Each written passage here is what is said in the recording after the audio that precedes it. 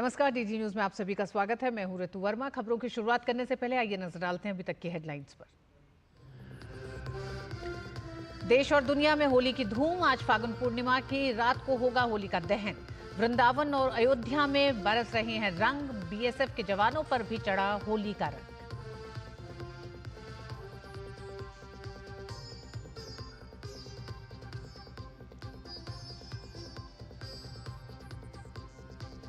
संभल में होली के मौके पर चाक चौबंद सुरक्षा व्यवस्था। पुलिस ने किया फ्लैग मार्च, सीसीटीवी कैमरों और ड्रोन से निगरानी।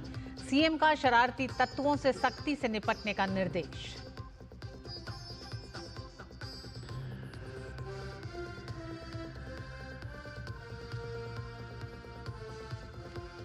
ममता सरकार का एक बार फिर हिंदू विरोधी चेहरा आया सामने। शांति निकेतन सोनाझुरी हाट में होली खेलने पर लगाई रोक। भाजपा ने तुष्टीकरण की राजनीति का लगाया आरोप।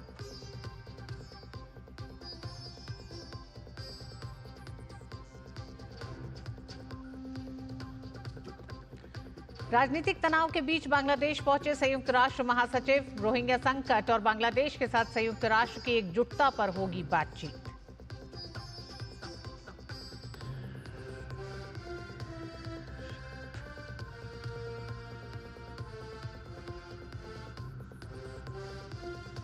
अल्पसंख्यकों के खिलाफ बढ़ते अत्याचारों को लेकर फिर घिरा पाकिस्तान। हिंदू और ईसाइयों ने धार्मिक उत्पीड़न और महिलाओं की तस्करी जैसी गंभीर समस्याओं को किया उजागर।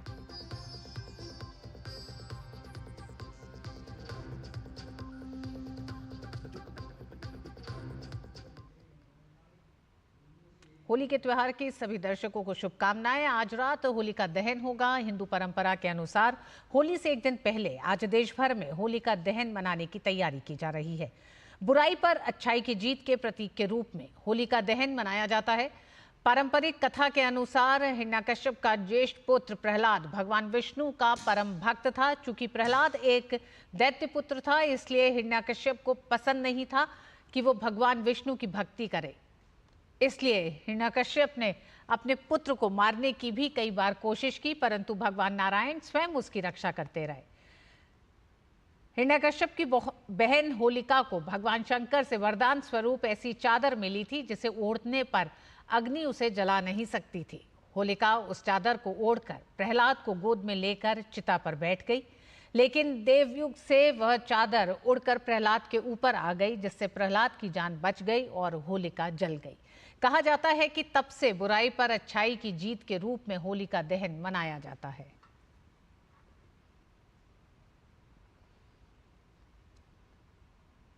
उत्तर प्रदेश के संभल में शिव मंदिर में होली खेली गई। वृंदावन में लोग जमकर होली खेल रहे हैं। तो ये तमाम वो दृश्य हैं जो देश में होली के त्योहार और उन रंगों को दिखा रहे हैं। वहीं अयोध्या में भी बच्चे बड़े सब होली के रंग में रंगे दिखे।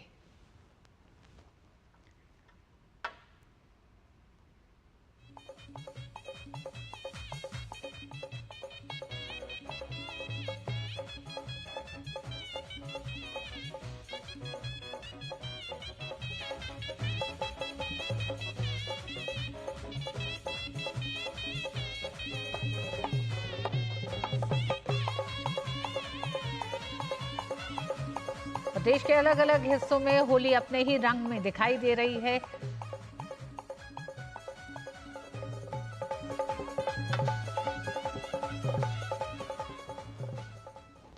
उधर उत्तराखंड में मुख्यमंत्री आवास पर होली मिलन समारोह का आयोजन किया गया। होली समारोह में सीएम पुष्कर सिंह धामी ने लोगों को रंग गुलाल लगाया।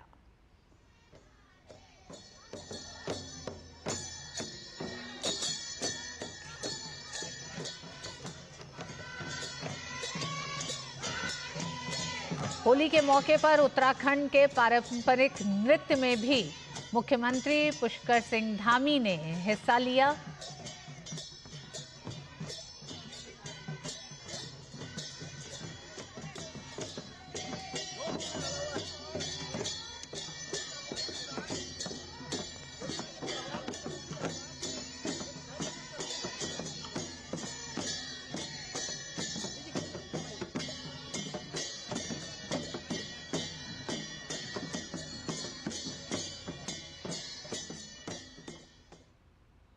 देश भर में होली की धूम देखने को मिल रही है। राजस्थान के जैसलमेर में भारत पाकिस्तान सीमा पर तैनात सीमा सुरक्षा बल के जवानों ने भी एक दूसरे को गुलाल लगाकर होली मनाई।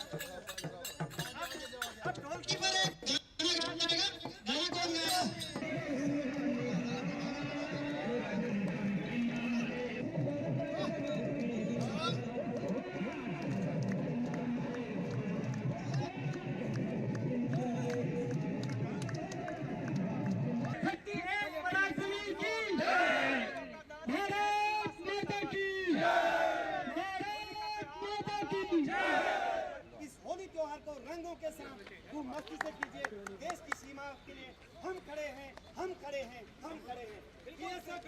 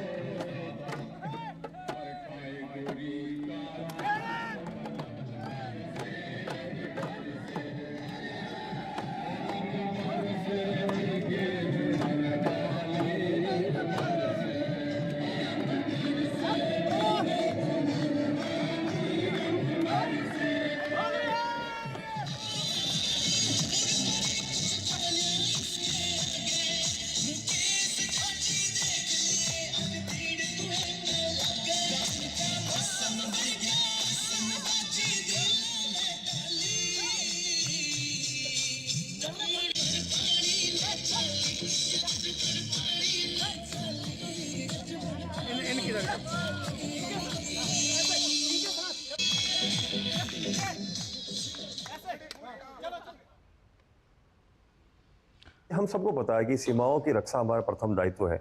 सीमाओं को खाली नहीं छोड़ा जा सकता। तो नहीं मिल रही है जैसा कोई वो नहीं है, लेकिन हाँ, एक निश्चित संख्या होती है, एक निश्चित परसेंटेज होते हैं, उतने लोग ही छुट्टी जा पाते हैं, सभी जा नहीं पाते हैं। ये पूरे वर्ष के दौरान और हमारी पूरी नौकरी के दौरान हमारे हालात यही होते हैं। लेकिन हमारे जवान इतने मोटिवेटेड होते हैं, उनको पता है कि उनका प्रथम दायित्व सीमाओं की सुरक्षा करना है। इसके लिए वो किसी भी कोई भी इनके मन में कोई हिचक नहीं है, कोई संदेह नहीं है। तो उसी जोश, उसी जज्बे के साथ में वो ड्यूटी करते हैं, चाहे कोई भी त्योहार हो। हाँ, परिवार को जहाँ तक मिस करने की बात है, तो वो आजकल कई मोबाइल का ज़माना आ गया है, ऑनलाइन भी वो विश कर देते हैं। और साथ में यहाँ पर, क्योंकि हमारा ये प्रथम परिवार है, सीमा सुरक्षा बल जहाँ पर हम ड्यूटी करते हैं, ये प्रथम परिवार है, वहाँ पर मिलकर हम सभी होली मनाते हैं सीमाओं की रक्षा के साथ साथ। और होली के मद्देनजर उत्तर प्रदेश सरकार द्वारा विशेष इंतजाम किए जा रहे हैं। मुख्यमंत्री योगी आदित्यनाथ ने वाराणसी में कानून व्यवस्था की समीक्षा बैठक के दौरान होली और होलिका दहन को लेकर विशेष सुरक्षा उपाय सुनिश्चित करने के निर्देश दिए। मुख्यमंत्री ने होलिका दहन वाले स्थलों, होलिका उत्सव, शोभा यात्रा की सुरक्षा के प्रति विशेष सतर्कता बरतने का निर्देश अधिकारियों को दिया है। सीएम योगी ने बेहतर ट्रैफिक और क्राउड मैनेजमेंट के भी निर्देश दिए हैं ताकि होलिका उत्सव के दौरान किसी प्रकार की अव्यवस्था न हो। उन्होंने पुलिस प्रशासन से आम जनता, श्रद्धालुओं और दर्शनार्थियों के साथ शालीन व्यवहार करने को कहा है। मुख्यमंत्री ने नियमित पुलिस पेट्रोलिंग, फुट पेट्रोलिंग कराए जाने पर जोर दिया। सीएम योगी ने होली जैसे त्योहारों पर डीजे के तेज शोर पर भी ध्यान देने के निर्देश दिए हैं। उन्होंने अधिकारियों से कहा है कि धार्मिक और सार्वजनिक आयोजनों में ध्वनि स्तर को तय मानकों के अनुरूप रखा जाए ताकि किसी को असुविधा ना हो और कानून व्यवस्था बनी रहे।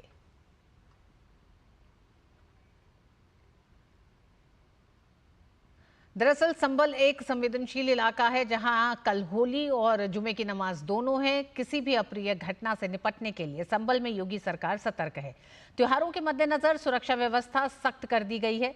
शांति व्यवस्था के लिए बैठक में पुलिस और दोनों समुदाय के बीच सहमति बनी कि हर साल की तरह 10 मस्जिदों को तिरपाल और पन्नी से ढका जाएगा। बैठक के बाद से ही मुस्लिम समुदाय ने मस्जिदों को ढकने का काम शुरू कर दिया है। जिले में कुल 6 जोन और 29 सेक्टर बनाए गए हैं और हर एक में मजिस्ट्रेट और पुलिस अधिकारी तैनात किए गए हैं। जिले में 3 स्तरीय सुरक्षा के लिए पहले की तरह पीएसी बटालियन तैनात की गई है। इसके अलावा 24 घंटे सीसीटीवी कैमरे और ड्रोन की व्यवस्था भी की गई है। शांति व्यवस्था कायम रहे, इसके लिए चप्पे चप्पे पर भारी पुलिस तैनात की गई है। साथ ही पुलिस फोर्स जगह जगह भ्रमण कर संभल में हर गतिविधि पर नजर बनाए हुए है। सीओ अनुज चौधरी भी लगातार निरीक्षण कर रहे हैं।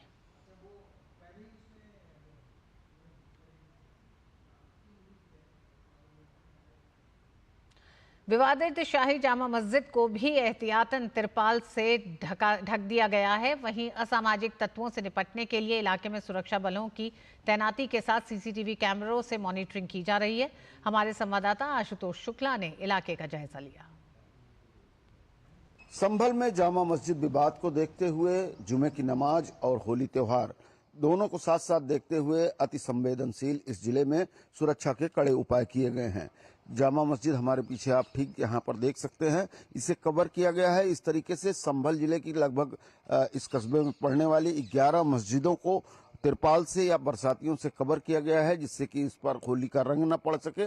और इसके साथ साथ होली और जुमे की नमाज दोनों साथ साथ करवाने के लिए प्रशासन ने शांति बनाए रखने के लिए दोनों समुदायों से बैठक करके व्यवस्था की है।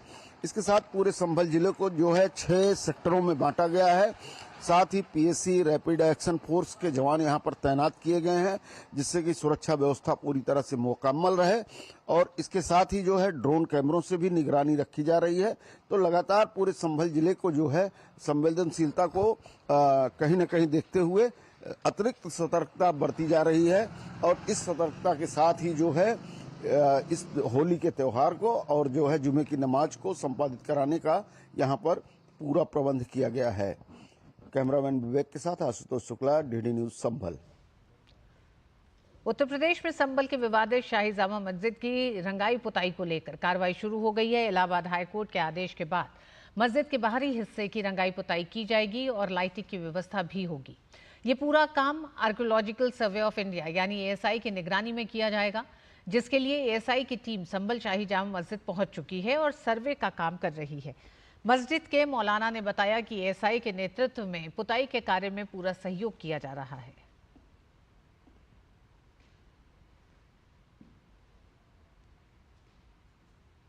एएसआई की टीम आई है आज मेरठ से और वो यहाँ पर ये नाप तोल कर रही है, देख रही है कहाँ पर क्या कैसे पुताई होनी है, कैसे करानी है, सारा एस्टीमेट बना रही है, नपाई तुलाई करा रही है और हम पूरा सहयोग कर रहे हैं। कहाँ कहाँ पुताई होनी है, कितने एरिया में होनी है, कितने वर्ग फीट में होनी है, ये सारी चीज़ें नाप तोल कर रही है। उसके बाद ये अप्रूवल लेंगे वहाँ से अपने एएसआई ऑफिस से, उसके बाद हमें देंगे, तब हमें बताएंगे कहाँ कहाँ कैसे कैसे पुताई करानी है। पुताई तो हमें करानी है, लेकिन वो हमारे साथ होंगे और उनके संरक्षण में होगी और हम उनका पूरा सहयोग कर रहे हैं। होली को लेकर पूरे देश में तैयारियां जोर शोर से चल रही हैं। राजधानी दिल्ली में होली और जुमे को लेकर पुलिस पहले से ही सतर्क है। हुड़दंगियों पर नजर रखने और सुरक्षा को चाक चौबंद बनाने के लिए दिल्ली पुलिस ने खास इंतजाम किए हैं।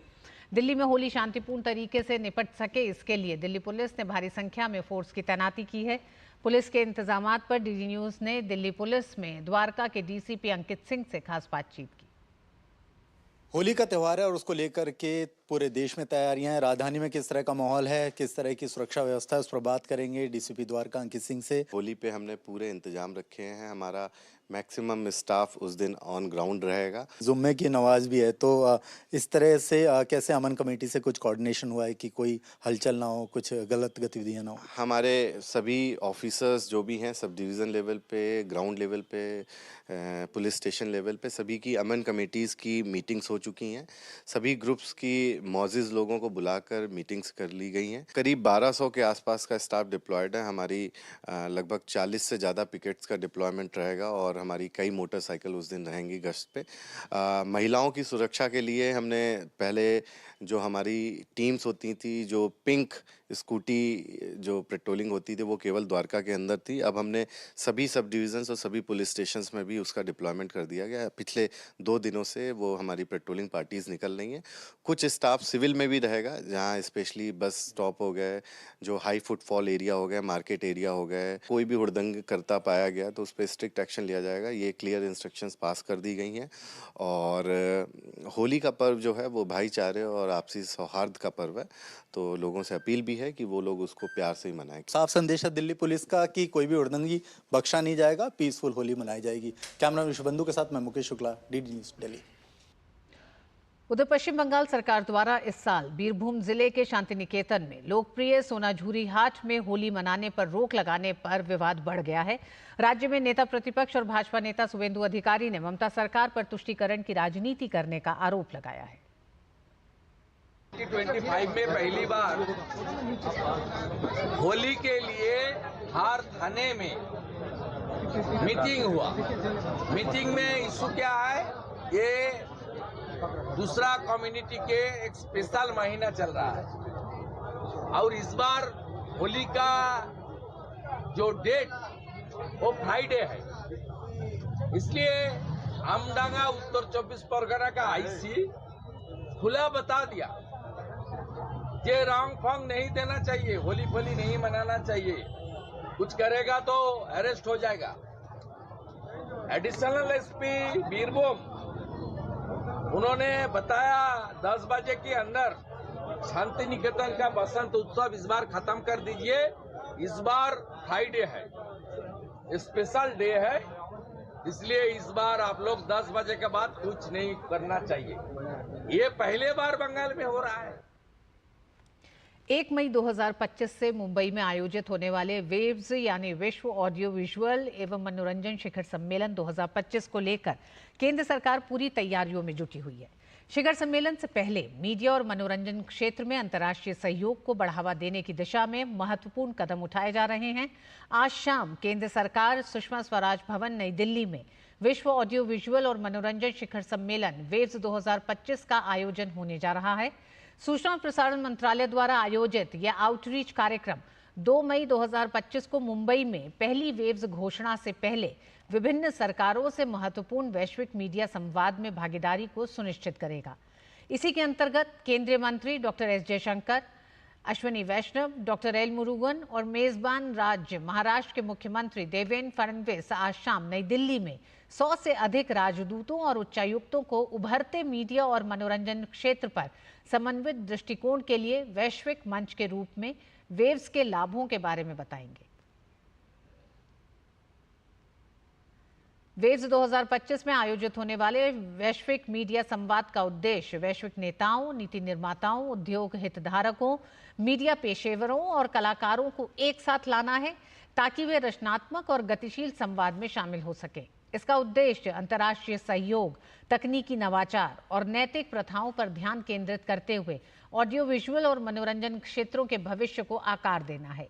वेव्स में प्रसारण, print media, television, radio, film, animation, visual effects, gaming, comics, ध्वनि और संगीत, विज्ञापन, digital media, social media platform, generative AI, AR, VR और एक्सआर आदि उद्योग और क्षेत्र शामिल हैं।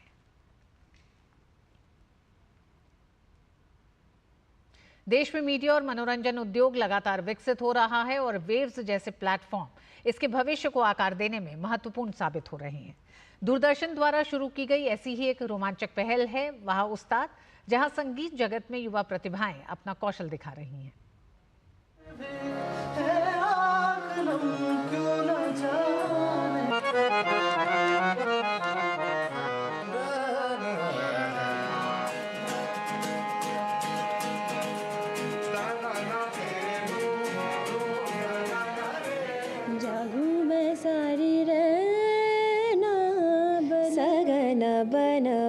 भारत का मीडिया और एंटरटेनमेंट जगत लगातार बड़े बदलाव का गवाह बन रहा है। इस बदलाव में वेव्स भी एक अहम भूमिका निभा रहा है। इस भव्य मंच पर युवा प्रतिभाओं के लिए गायन प्रतियोगिता वाह उस्ताद एक बेहतरीन अवसर के रूप में उभरी है। उत्साह से लबरेज प्रतिभागी इस प्रतियोगिता में अपनी चमक बिखेर रहे हैं। वाह उस्ताद एक बहुत ही अच्छा प्लेटफॉर्म है जिससे आगे सीखने को बहुत कुछ मिलेगा। I am very happy and thank you Waves. बहुत कुछ सीखेंगे और एक एक्सपीरियंस लेके जाएंगे। We are extremely honoured and grateful and thankful to Doordarshan, Ministry of Information and Broadcasting for bringing out an initiative like Waves and also for making us the Gharana a part of it. इन लोगों का सफर यहीं खत्म नहीं होता। इसके बाद चुने हुए प्रतिभागी संगीत जगत में अपना लोहा मनवाने के लिए अगले राउंड में हिस्सा लेंगे। वाह उस्ताद जैसी पहल के साथ वेव्स केवल एक समिट नहीं है, बल्कि ये विभिन्न प्रतिभाओं के लिए एक लॉन्च पैड है जो देश के युवाओं को एक वैश्विक मंच दे रहा है। इस तरह की पहलों के साथ मनोरंजन जगत का भविष्य बेहद सुनहरा नजर आ रहा है। सिद्धार्थ भारद्वाज की रिपोर्ट, DD न्यूज। दिल्ली की भाजपा सरकार ने विधानसभा चुनाव के मद्देनजर किए गए वादों पर अमल करना शुरू कर दिया है और इसी के तहत राष्ट्रीय राजधानी में केंद्र सरकार की आयुष्मान भारत योजना लागू होने वाली है और इसके लिए सभी तैयारियां भी पूरी कर ली गई हैं। दिल्ली सरकार आयुष्मान भारत प्रधानमंत्री जन आरोग्य योजना को लागू करने के लिए 18 मार्च को राष्ट्रीय स्वास्थ्य प्राधिकरण के साथ एक समझौता ज्ञापन पर हस्ताक्षर करने के लिए तैयार है।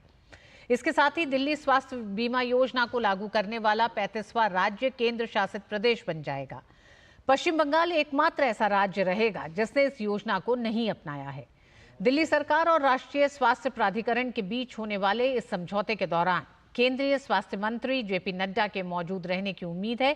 इससे पहले कि आम आदमी पार्टी सरकार ने राज्य में आयुष्मान भारत योजना को लागू करने से इनकार कर दिया था और अपनी खुद की स्कीम तैयार की थी।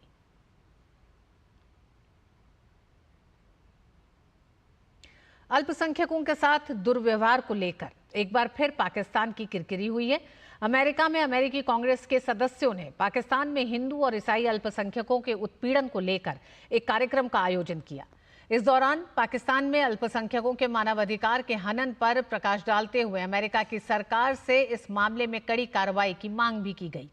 इस कार्यक्रम का आयोजन हिंदू एक्शन द्वारा किया गया था, जिसमें धार्मिक उत्पीड़न और अब अल्पसंख्यक महिलाओं की तस्करी जैसी गंभीर समस्याओं का भी जिक्र था। इस कार्यक्रम में कांग्रेस के कई प्रतिनिधि सदस्यों के अलावा राष्ट्रीय खुफिया निदेशक तुलसी गाबार्ड के कार्यालय से भी एक प्रतिनिधिमंडल मौजूद रहा। इस अवसर पर मानवाधिकार हनन के राष्ट्रीय सुरक्षा पर पड़ने वाले प्रभावों पर चर्चा की गई। साथ ही अमेरिकी विदेश विभाग से पाकिस्तान पर दबाव डालने की मांग की गई ताकि अपहृत हिंदू महिलाओं और लड़कियों को जल्दी और सुरक्षित रूप से रिहा किया जा सके। इस दौरान अमेरिकी प्रतिनिधि थानेदार ने कहा कि पाकिस्तान को जबरन धर्मांतरण रोकने के लिए कानून बनाने के लिए कहा जाए और भविष्य में पाकिस्तान को दी जाने वाली आर्थिक सहायता को इस बात पर निर्भर करना चाहिए कि वह अपने धार्मिक अल्पसंख्यकों की सुरक्षा और कल्याण में सुधार करता है या नहीं। पाकिस्तान के राष्ट्रीय क्रिकेट टीम के अंतिम हिंदू खिलाड़ी दानिश कनेरिया इस कार्यक्रम के मुख्य वक्ता थे। कनेरिया ने अपने करियर में झेले गए भेदभाव के बारे में विस्तार से बताया। उन्होंने कहा कि पाकिस्तान में हिंदू समुदाय के लोग अक्सर अपनी प्रतिभा और समर्पण के बावजूद भेदभाव का सामना करते हैं। उन्होंने कहा कि हिंदू, सिख और ईसाई समुदायों को पाकिस्तान में तीसरे दर्जे का नागरिक माना जाता है। डिस्क्रिमिनेशन जिसने फेस किया और एक आवाज़ बुलंद की सबने, जिनके साथ, क्योंकि मेरे साथ भी ये डिस्क्रिमिनेशन वाली चीज़ हुई है, बहुत ज़्यादा हुई है, मेरे कैरियर को तबाह किया है, ख़त्म किया है और जिसकी वजह से जो इज़्ज़त, इक्वल वैल्यूज़ मुझे मिलनी चाहिए थी वो नहीं मिली पाकिस्तान में, जिसकी वजह से हम US में हैं अभी और इससे और ज़्यादा हमें मिल सकता था, इज़्ज़त मिल सकती थी मुझे। और सब ने, जो लोग आए हुए थे, उन्होंने सब ने अपना जो है वो डिस्क्रिमिनेशन के खिलाफ बात करी है, इस तरीके से पाकिस्तान ने ट्रीट किया है, उनके खिलाफ बात की है। तो मेन मकसद वही था कि अवेयरनेस करवाना था, सबको बताना था।